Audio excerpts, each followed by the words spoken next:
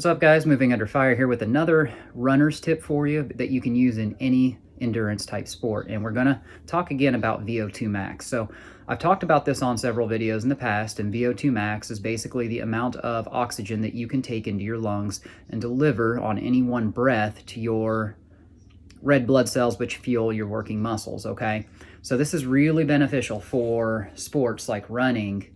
If you're running a competitive race, soccer is a great one where you could be on that pitch or that soccer field for 90 minutes, 2 45-minute halves, and it's very, very crucial for those soccer players to be able to breathe in as much oxygen on that breath as they can for their muscles.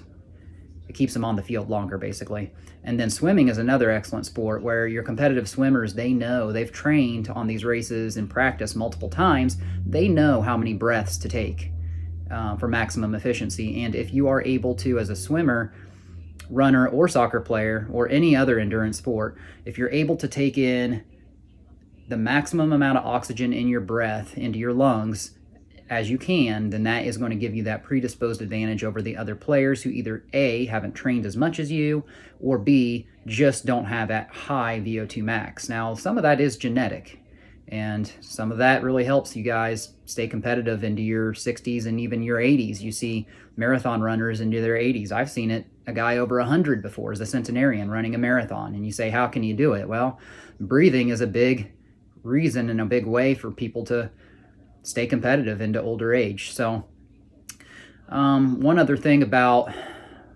VO2 max that I was trying to say in regards to swimming, like I said, some of those guys, when they breathe like that, they count their breaths and they know exactly how to do it. So it's all timed out. And like I said, if you can just maximize it, you're at that advantage. Now, one trick I like to do is to take a balloon. And when you blow into a balloon, you breathe as much air as you can into your lungs, and you grab a friend with you and they can do it too. And you can compare and see just how much you can inflate that balloon on any one breath. Okay. So I've been talking, and I talk fast, as you know, on my videos. So what I like to do is kind of slow it down and then just breathe as much as you can.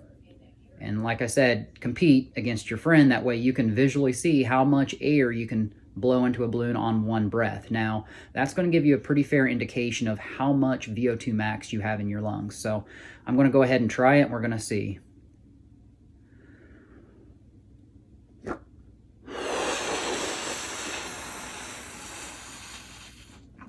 And you go until you can't go anymore. So I probably could have done a little better because I was talking, but that's where I got on this balloon. So you can try it at home if you're getting ready for a party. We're getting ready for a Halloween party tonight. Or you can just do it for fun. Like I said, do it with a friend there and you can visually compare. So that's one trick to determine how your VO2 max is. If it's not where you want it to be, get out and train.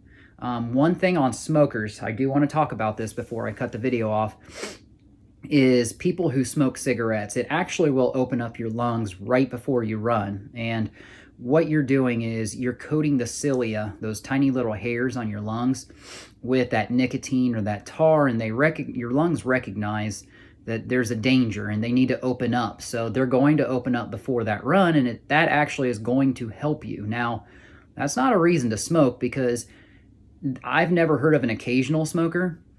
Everybody who smokes is an avid, frequent, habitual smoker, and what you're doing long-term when you smoke those cigarettes is you are actually coating your lungs with that tar and that nicotine, and that's not going to help get your lungs in a great condition. So if you were to run as a smoker, but you don't smoke right before you run, your lungs aren't going to be opened up, and you're actually going to do worse than somebody who does not smoke at all. So that's some food for thought right there. Like I said, do the VO2 max trick, see where you stand. And if it's not where you want, get out there and train, work on it. It takes some time, but eventually you're going to reach your goals and get to where you want to be. So that's your runner's tip for the day. Thanks for tuning in, guys. Hit that subscribe if you like this content.